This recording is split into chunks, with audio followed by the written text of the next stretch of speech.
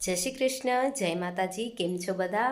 તો બસ પ્રસંગ બધા પતી ગયા છે અને પ્રસંગ પતે પછી ઘણું બધું કામ હોય. તો આજે હું તમારી સાથે કપડાને લગતી થોડીક ટિપ્સ શેર કરું. કપડાઓને કેવી રીતના રાખું છું, કેવી રીતના વોશ કરું છું. વિડીયોને જરૂરથી જોજો, ચેનલને સબસ્ક્રાઈબ જરૂરથી કરી દેજો, વિડીયોને લાઈક કરજો અને કમેન્ટમાં તમારી રાય જરૂરથી જણાવી દેજો. તો ચાલો વિડીયોને શરૂ કરીએ. તો ફ્રેન્ડ્સ, 4-5 દિવસથી સળંગ પ્રસંગમાં જતા તો કપડાં ઘણા બધા ભેગા થઈ ગયા. તો સૌથી પહેલી ટિપ્સ તો હું તમને એ જ કહીશ કે દરેક કપડાને અલગ રાખી દો. કે જે આવી રીતના ચાદરને ઓછાળને છે જે મશીનમાં ધોવાના છે એ મોટા મોટા કપડાં અલગ, અને આ ધ્રુવેશના કપડાં એ બહુ નાના નાના છે તો એ પણ અલગ. કેમ કે મશીનમાં બંને સાથે ધોઈએ તો ઘણી બધી પ્રોબ્લેમ આવે અને સરખા વોશ પણ ન થાય. સેમ ટિપ્સ નંબર 2, વ્હાઇટ કપડાને તો હંમેશા અલગ જ રાખવાના, નહીંતર જો નવા કપડાની સાથે રાખીએ તો એનો કલર બેસી જાય. તો મેં અહીંયા કણે બધાય સેક્શન વાઇઝ અલગ કરી દીધા છે કે હાથેથી ધોયાવાળા પણ અલગ, મશીનમાં ધોયાવાળા પણ અલગ. મશીનની અંદર પણ પછી 2 પાર્ટ્સ થશે કે આ જે મોટા મોટા છે એ અલગ ધોવાશે અને નાના નાના છે તે પણ અલગ ધોવાશે. અને બીજા તમને ટિપ્સ નંબર 3, તો આ છે બધા ન્યૂ કપડાં, એ મેં અલગ જ રાખી દીધેલા છે. આ બધા હાથેથી જ વોશ કરવા પડશે, કારણ કે નવા કપડાને મશીનમાં નહીં ધોવાના, નહીંતર કપડાની પાડ નીકળી જાય મતલબ ખરાબ થઈ જાય હાલત. અને એમાં પણ આવી રીતના હાચા કમખાને તો જરાય મશીનમાં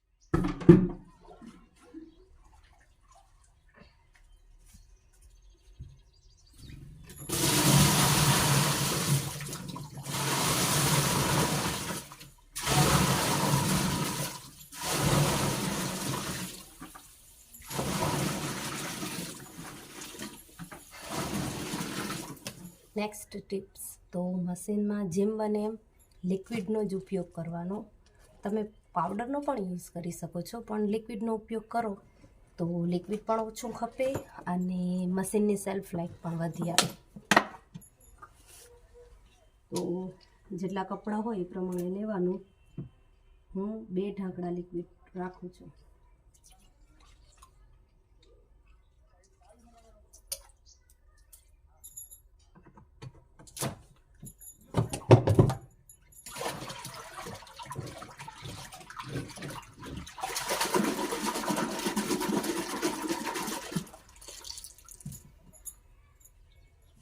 અને હંમેશા કપડાને અમે એક ભેગા નહીં રાખી દેવાના, એક એક કરીને જ રાખવાના.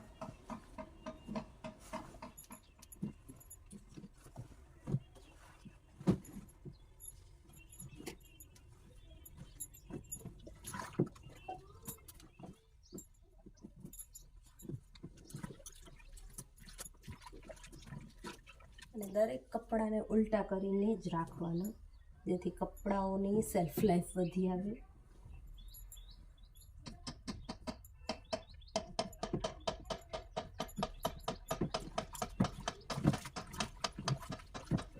નેક્સ્ટ ટીપ, આવા દોરી જેવા અને નાળી જેવા કપડાં હોય તો એની નાળી બાંધી રાખવાની, જેથી કપડાઓમાં વિટાય નહીં તો પછી કાઢવામાં બહુ મુશ્કેલ થાય. તો હું મારા જે પણ કમખા કે ઘાઘરા કે ધોઉં એની નાળી બાંધી રાખો, નહીંતર નાળી નીકળી જાય.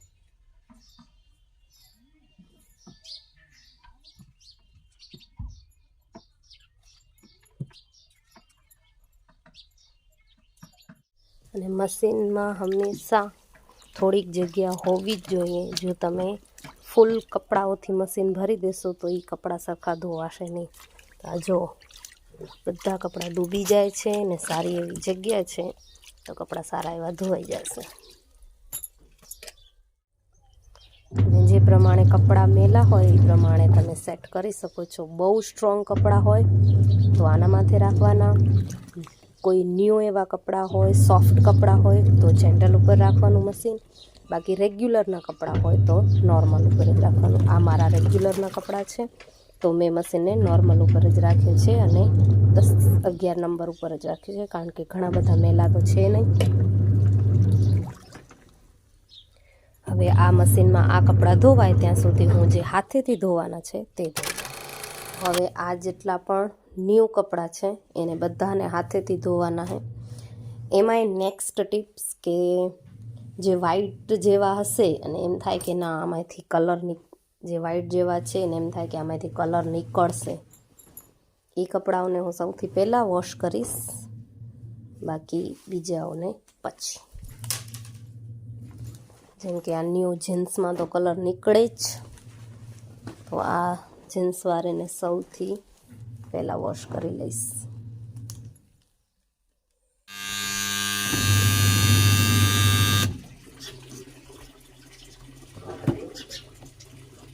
તો કપડાં તો બધાએ ધોવાઈ ગયા. મશીનમાં થોડાક વીટાઈ ઘૂંટાઈ ઘણા જાય તો એક આ મહેનત સારી એવી લાગી જાય, પણ કપડાં પણ મસ્ત સાફ થઈ જાય. તો આટલી મહેનત કરવામાં કાંઈ વાંધો ના આવે. તો હવે મશીનમાંથી હું બધા જ કપડાં બહાર કાઢી લઈશ. 2 વખત મેં ધોઈ રાખ્યા હતા, એક વખત ભૂકાવાળા પાણીમાં અને એક વખત સારા એવા પાણીમાં.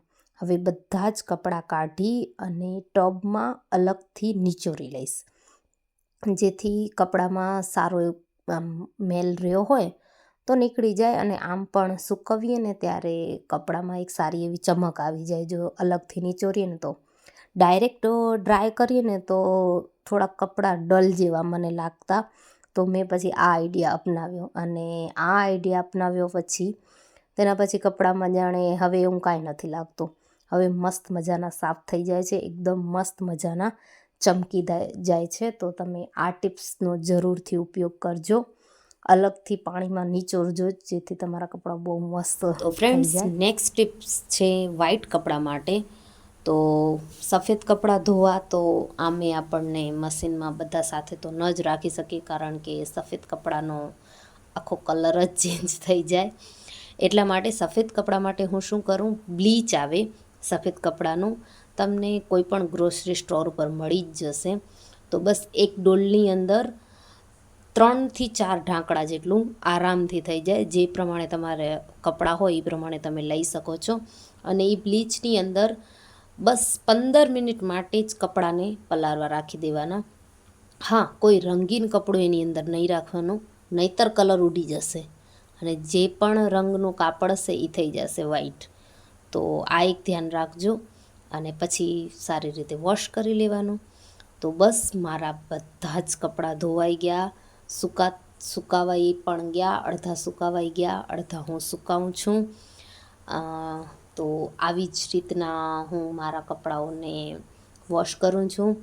તમને વિડીયો કેવો લાગ્યો જરૂરથી જણાવજો. ચેનલને સબસ્ક્રાઈબ જરૂરથી કરજો, વિડીયોને લાઈક કરજો, અને કમેન્ટમાં જણાવજો કે હજી તમે બીજી કઈ વસ્તુ વિશે જાણવા માંગો છો. તમારો કોઈ પણ સવાલ હોય તો તે પણ તમે પૂછી શકો છો. હું તમારી સાથે નવા નવા આઈડિયા કે હું જે પણ યુઝ કરું છું, જે પણ વસ્તુઓનો હું યુઝ કરું છું, તે બધું તમારી સાથે ધીમે ધીમે શેર કરતી રહીશ. તો ફરી મળીશ એક થોડો સપોર્ટ કરજો, ચેનલને સબસ્ક્રાઈબ જરૂરથી કરજો, વિડીયોને લાઈક કરજો. જય શ્રી કૃષ્ણ, જય માતાજી.